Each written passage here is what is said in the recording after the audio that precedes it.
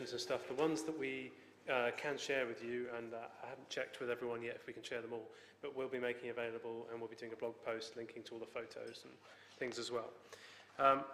Right, next up we have another visitor from the US. Not everybody is from the US who's speaking, but some of them are. So Mitch Lieberman from Ciboodle is, again, representing one of the vendors here. They have very interesting community tools as well, but he's going to be talking a bit broader than that, more about the sort of cross-cutting ideas of social CRM. So I'll hand over to Mitch to talk about that. Thanks a lot.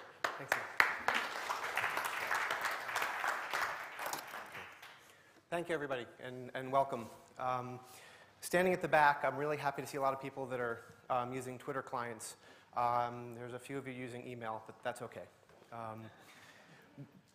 But what's interesting, I mean, think about a conference that you've been to in the last 5, 10 years. When did it suddenly become acceptable to have your laptop open at a conference or when you're listening to a professor? Just to give you a sense of how the rules have changed. Things are changing in the way that we work. So in the workplace, we've all read the articles about people that are, oh no, I'm listening to you. Yep, here I am, and they're using BlackBerries under the table, etc. So what I want to talk to you a little bit about is to extend upon what Brent talked about and what Esteban talked about, which is they've talked about collaboration, but what exactly does that mean? I would actually contend before we actually start collaborating, we might actually start needing to coordinate, because there's a little bit of a tug of war going on between the divisions within your company. There's two groups arguing over who owns email, and have been for years, because email is a channel. It's a channel of communication. You communicate with your customers on email. You send them mass. How many people use email campaign software and send out emails to their customers? Right? How many people send out individual emails to their customers using Outlook? How many people pick up the phone and talk to their customers? Okay, so we all have that. So but service departments are the ones that are stuck in the lowly old telephone. And the device that people are using, your iPhone, is becoming more known as a media device than a plain old telephone. Probably because the telephone is the least favorite and lowest working part of that actual device in your hand. Okay? So you have sales and marketing, they're having a tug of war over something like email. So you have to coordinate who owns it. So who owns the customer? Does anybody own the customer in the organization? Does a customer want to be owned? Right? So my approach is thinking about it that nobody cares about your products. Sorry.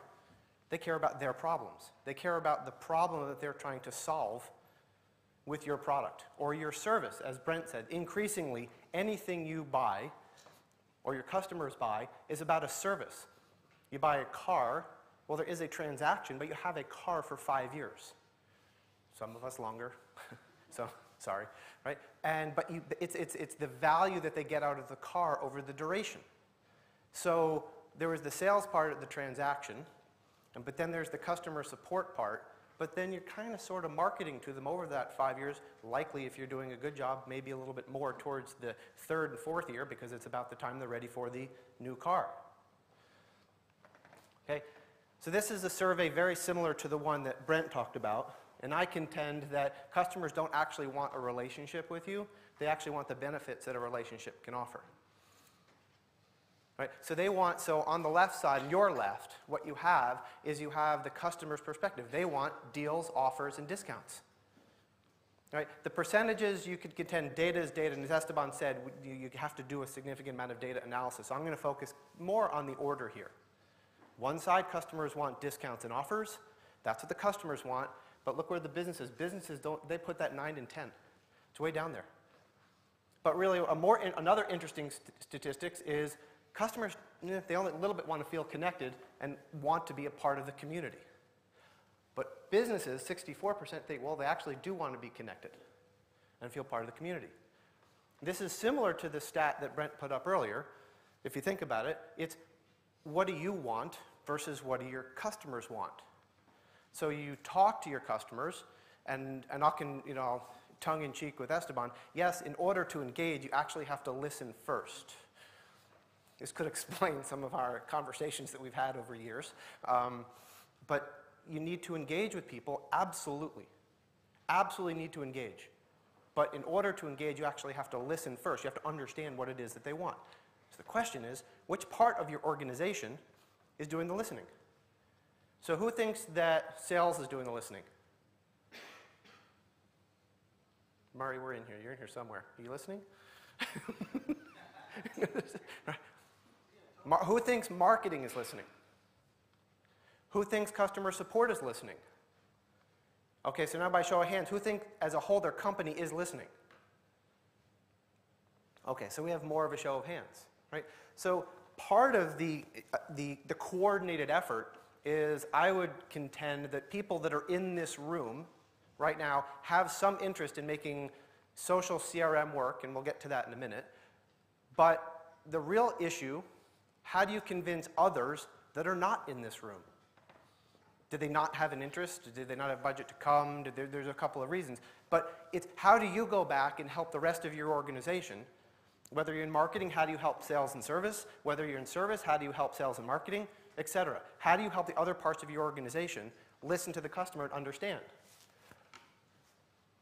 So I have also said recently there is not a market for social CRM. There is either 3 or 6 markets for social CRM. It depends on your perspective. Are you business to business, or are you business to consumer? If you're business to business, you have a very different type of need than if you're a business to consumer organization. Somewhere in the middle there are high value businesses, such as insurance, financial services. Okay, those kinds of businesses, you actually have a true, what I would like to say is a more true relationship with your customer. But where did that relationship begin? They start at different places. Sometimes they begin on Google, right? Sometimes they begin on Twitter. Sometimes they might begin on Facebook. But if you're having a financial services issue, other than Esteban, then you're not going to have that problem solved on Twitter. So if you asked him, he'd say, actually, it starts on Twitter. But right now, the organizations that are trying to do it are actually listening, and very often, it goes directly to the office of the president. People that complain loudly, they look at your, dare I say, clout score, okay, which is, and I'm not going to say I subscribe to it, but so I would say that it's not being done right, but they look at that, and they look at who follows you and how vocal you are in the community, because the squeaky wheels are getting the grease right now, the people that are complaining there. Business to business is a little bit different. So it all depends on where your journey begins, and your journey begins in different places in your organization.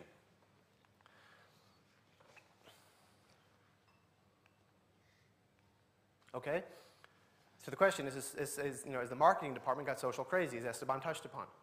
What is more important, people that you're willing to engage with, 100 people, or 1,000 fans? Who thinks 1,000 fans are more important? Is there anybody willing to raise their hand to say that they're measured in some way by the number of fans they have on a Facebook page or in a community? So there is somebody, thank you, I appreciate that. Okay, it's hard. It's a hard metric. Yeah, I mean, people are, they're charged and measured on a number which we're not really sure what that number actually does or it means. So what I'm going to do is show a series of slides in my perspective, and this is the marketing perspective, my opinion, of what CRM is. And I'm calling it CRM because it is called Social CRM, and as Esteban talked about, and I believe the word social will slowly disappear from the name because it will slowly become business as usual. People are social. How many people here have belonged to a tennis club, or their parents belong to a tennis club, or a golf club, or a horse club? Okay, that's pretty social, right? You didn't use any media there. As a matter of fact, there's probably a big sign on the door that says no cell phones allowed, right? But that's a very social establishment. The marketing department, I did not segment my slides by business to business or business to consumer, because that would have been 6 sets of slides, and I didn't want to do that. So I'm trying to combine a little bit, right? So if you look at it, so if you think about marketing, marketing has live events. So if live event to a business to business is a conference, maybe something like this. A live event for somebody that's doing business to consumer may be something different, maybe education, it may be almost an advertisement type of scenario. If you think about the media they use, well, they're using Foursquare. Everybody familiar with Foursquare? Foursquare, geolocation, check-in. What do you get? You get points. Right now I'm beating Mr. Tamas, so I'm very happy about that. All right, so you have Twitter, you have Facebook, and you have LinkedIn, but they're different. In a business-to-business world, LinkedIn, how many people have LinkedIn accounts? Really important. How many people think LinkedIn is really important for business to consumer? But that would depend. If you're in financial services and you're trying to send a high value portfolio management or something like that, they might actually let you there. They may be a friend at that level. Maybe not a Facebook friend, but they might actually be a LinkedIn friend. So it depends. You have to put the context. Social CRM is the context in your business. It is something different to everybody in this room. It's different components. Esteban put up a great framework. The individual pieces of that framework are dependent upon your business and what you're doing. It's not one thing. That's why I said it's not a market. Right? If you think about the content, if you're business to consumer, you might put recipes up there. Why? Maybe you're a grocery store, maybe you're a restaurant, maybe you're adding value. You add value differently because marketing needs to add value. In order to engage, you can't just put messages out there, you actually have to be willing to give value. Right? So you might be ebooks and guides. Those could be, well, business to business or business to consumer. Think about banking. A guide could be a financial guide. Right? So, but you're putting information out there. So you have content, and the mixture of that is blogs. Real, true blogs. What I mean by that is not just content. It's not just a 400-word, because that's what Chris Brogan said, with a link back to, and he's very smart. I didn't mean it in a disparaging way. It's not 450 words with exactly 3 links back to the page you want them to go through and SEO compliant. All right? It's however long it takes you to say the piece of information, the piece of value that you want to give to your customers. It's something they can use. Right? And live events can be on YouTube, so that's the mixture, content and video. YouTube is great. And the question's been asked, how many people use and produce YouTube videos? Very different. People like it. The open box, or the blending of an iPhone. That was massive. But that was a kind of a live event and a consumer type of scenario. All right? So what are the 5 things that marketing can do that you should consider? First, stop assuming everybody is social. Brent's statistic that showed the number of people that are getting helped on Twitter and Facebook is certainly trending towards more social. Cannot question that. But if you look at the reverse of that, there are still 70% or more that are not there. As Esteban said, the amount of data you can get from social is going to increase at a massive rate. But don't assume that that data represents all of your customers. That represents your customers who are online. All right? More channels doesn't mean talk more. It doesn't mean engage in every channel. Oh, we have to do this. No, we have to do YouTube. We have to be on Facebook. We have to be on Twitter. We have to be on Quora. We have to be on Amazon Reviews, which, by the way, is about one of the best social communities out there for business to consumer. Great place that people overlook. They talk, all these up here get all the press, right? So show your value internally. If you're a marketing department, show your value to sales, show your value to service. That's how you can start coordinating the effort, and then you can start collaborating. So I suggest you have to first coordinate before you can collaborate. Social media management is not the same as community management. I'll let you kind of research that and look at it, but they're very different things. Managing social media properties and individual engagements is very different from having a true community, having people working and having your customers, like the gift gaff example, helping each other. That's a very different thing. All right? And finally, as I said, creating value is not the same as creating content. All right? It's about the customer service experience when you're talking CRM. There's a difference between customer service experience and customer experience. People that are brands, and maybe we can touch on this a little bit later during the panel, customer experience is about the whole thing. It's about the touch, it's about the feel, the image they see on the boards and the advertisements and everything else. And it's a whole, the transaction, it's all those things. When you're talking about CRM, and people call in because they have a problem, that's their focus. I have a problem, I need you to help me fix it. That's the customer service experience. All right, so from a service perspective, the end result needs to be about loyalty. You're trying to build the loyalty, right? So you have information. You have frequently asked questions, knowledge bases, tutorials and manuals. For those who are willing, let them help themselves. There are those that are not willing. There are lots of people not on social and they still prefer the telephone. You need to not forget about them. If you look at some of the Forrester statistics, you will see that there is an increasing level of investment in social channels. Don't forget about the telephone. As a matter of fact, what's happening as you do a lot of this help myself sort of things, what kind of calls come into the call center now, into the contact center? Which type of calls? If you do all the simple stuff, you have great FAQs, you have great knowledge bases and tutorials, are the kind of calls that are making it through to the contact center more complex or less complex? They're more. They're harder. Because the easy ones, you just cut off the low-hanging fruit with the social channels and the knowledge bases. Okay? So you talk about help desk, we heard about chat and phone and case handling. Those are the things. SMS, great channel. Much more popular on this side of the pond than in the US. We're finally starting to catch on there. A service person is about to come to my door to fix my washer. Wouldn't it be great if they SMS me when they're around the corner, as opposed to, can you please wait in your house between 8 and 3? We'll be there soon. I mean, come on, how many have had that? Spend an entire day at home waiting because they had to schedule it. We've all been there. Wouldn't it be nice if they just said, we're going to SMS you 1 hour before? So you can, if you're at work, you can get home. You don't have to spend all day at home. All right? SMS channel is going to become very popular. In the media space, YouTube and forums and community. YouTube help people, you know, they're great. Notice I put YouTube as specifically in the, not in the overlap area, but YouTube. Support areas, individuals that like making videos, the people that are working in service areas, depending upon your company, they're young, likely, some have been longer, but to do something, they might do their own open box video, their own little tutorial. This is what I found when I opened up this new box. You know, the next version of the iPad won't have a button on it. I wonder how many people are going to try and stay a long time looking for the button. All right? So, you're trying to build loyalty. So some things that customer service should consider. All right? Be accountable for the customer service experience, not the customer experience. When you're on the phone with somebody and you're helping them, that's your focus. You're single focused. You're focused on helping them now. That's the problem they have. You need to solve it for them. That's what they care about. They may or may not be willing to answer a question. I would contend in the middle of a phone call I wouldn't ask the question because the answer would depend on see how my problem goes, right, if it's solved. Right? Phone skills are important. The stats will tell the tale.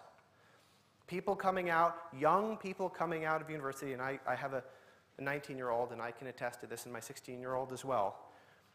I get more information from them via SMS when I'm on the road than I am when I'm sitting across the dinner table from them. All right? I'm working on it, really. All right? But phone skills. So if I put him in front of a little keyboard to answer a question, he'd probably do great. But what about those people that are calling on the phone? Phone skills are important. People skills. What we're finding, I think it was American Express, but I could be wrong, I'll validate, that they went from training people on the technology to actually training people to actually listen and talk and be old world social. Listen to the phone cues, the focal cues. All right? Most important person is the person you're talking to. Don't assume someone else will answer the question. That's 12th force kind of thing. I don't think the name's so bad, by the way. I think encourage people, make it part of their MBOs, make it part of what they do every day. Go answer some questions. Don't assume somebody else is answering the question.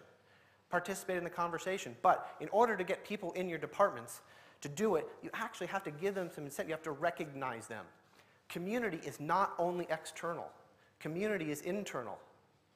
Right? That's part of the coordination and collaboration together. Answer the question. I'm talking about collaborating with not only with other business units, accounting, finance, HR. I'm talking about we're all in service. Have we answered this before? Yes, here it is in a yellow sticky note on the side of my cube here. If that's where it starts, that's fine. All right? So customer service is not the new marketing. It's customer service. Now, that doesn't mean you don't consider in the new contact organization, new contact centers, will have marketing type functions. They will cross-sell. They will try to upsell, but you need to teach them the appropriate time to do it, how it's positioned, and that offer that somebody talks to them about at the end of the call, and we've heard this story, they say, where is it? Well, it's on that sheet of paper, it's over there, but I'm on the phone over here. Well, okay, how do I figure out what I just sent them in the mail? So customer service is not the new marketing, but customer service has to understand what the marketing and sales objectives are. All right, there are a lot of do-it-yourselfers out there. That are people that just want to do it themselves. They might buy something. There is a transactional component. Sometimes when you go to the grocery checkout line in the grocery store, some people like going on a Saturday morning and chatting with all the people they see, and they talk to the person at the cash register. And then how many of you just go to that little empty one over there that you scan it yourself because you really don't want to talk to anybody at all? You go over there, so not everybody wants to be social. Some people do, some people want to just do it themselves. All right, so the perspective from sales is you have to help yourselfers, but there's a difference. So here's the interesting thing. The salespeople who would say, forget social media, that the salespeople in your organization are probably the most social people in your organization. Nobody? The salespeople are not social. Murray, we have to work on that. All right? I would say that, well, when you go to conferences, that the salespeople are very social. They're good at good old-fashioned networking. It depends. So this is more of a business-to-business or a high-value business-to-consumer like finance, for example. The salespeople are very social. They ask you about yourself. They listen. They have all those skills that try to engage you in a conversation, make it more personable, make it about a relationship. Business-consumer is a little different, but if you walk into a Best Buy in the US, there are people there to greet you. Now, of course, the reason there's somebody standing at the door to greet you is they've proven that that person reduces the amount of theft. But not most people know that. We think of it as, oh, they're just greeting me because they're happy to see me. But the salespeople, they engage you. They look in your eye and they listen to your conversation. That's what social is. It's not only on this new fancy channel. All right? So you can go for a game of golf. There's that really odd question of where does Facebook fit in here? And I'm not talking about the Facebook fan pages. How many of you have had that awkward Facebook request from somebody you just have to kind of scratch your head and say, come on. All right? You look at that and you go, I didn't like you 30 years ago, and not really sure I like you now. All right? So if you're establishing a business relationship, I think Facebook is a really odd sort of thing right now because some people see it as a business thing, and some people see it as just your friends kind of. It's strange. So that's why I put a question mark in there. It's you in the context of your business. Don't be strange and go to the Facebook thing because you heard it should be done. You know, think about the kind of relationships you're trying to establish with somebody. So that sells. LinkedIn, absolutely. It's become very much the de facto in the US of after a meeting like this, you know, the business card goes in the drawer, but if you remember to do the LinkedIn thing, it happens really fast and then you're connected, and most people are comfortable doing it. All right? Sales focuses over here. Sales is better here. People that are buying from you in order to get over that hump, they want to have that one-to-one conversation. Then when I have one person they can go to answer the question. It can be email. Salespeople are really good at this, knowing what to put in email, what should be a phone call, right? What should be in a different kind, when to leave a long voicemail, when not to leave. They're really good at this. There's no reason that other parts of the organization can't learn from the salespeople in your organization. Have them come talk to marketing. Have them come talk to service. They're really good listeners, and they're really smart. So that's part of the coordinated effort. Right? The one thing I would say to salespeople is future customers don't want to be your BFF, right? That social media is a great competitive intelligence tool. So business to business, that cuts both ways. So if you're in a business to business sales cycle, how many of you have kind of heard about a deal or a competitor or something, found out something really interesting just by looking at Twitter about a competitor? A couple. I think you'll see that increase. Be careful what you say. You know, Foursquare check-in. Hi, I'm in Kansas City with a really large telecom provider. Shh. Okay. Right? Well, it happens. I mean, I've been privy to examples of where that does happen. But it cuts both ways. Salespeople are a much better user of the electronic versions of social media because you can, if you're getting ready to prepare for a meeting with somebody, go on LinkedIn, see who they know, see who else in the business. Oh, you know John? I used to work with John. Right? So social media is a very powerful tool for the salespeople to use. They're not big on the production side of it. They're much better on the consumption side of it. Salespeople don't make fun of the other people on the other side of the building that are using Twitter and LinkedIn and blogging and all that stuff because they're actually trying to help you. All right? So that's the other thing. All right? You don't have to use blog or Twitter, but you have to respect those that do. And I believe that sales is traditionally the most social part of the organization. So this is what it's about. It's about the customer. Can't lose sight of that. You have to put yourself in the customer's shoes. Well, unless you're a guy and those shoes are really uncomfortable and you can choose a different kind of shoe. But, all right, so it's about value, it's about loyalty, and it's about the passion. And that's what you want your customers to think.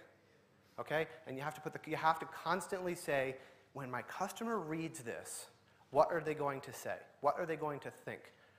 What are they going to blast me for on whatever social media channel they are for now? And thank you very much.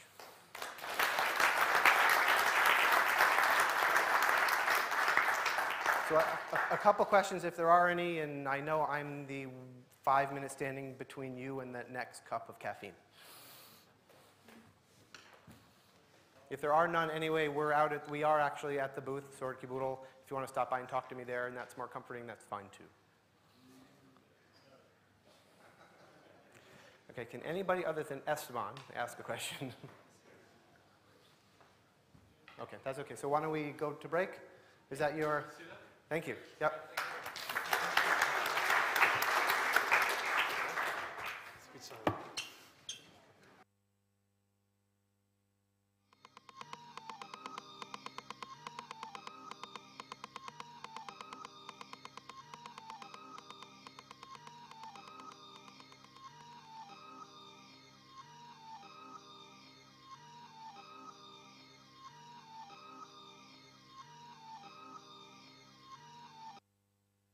There is the theory of the Mobius, a twist in the fabric of space where time becomes a loop.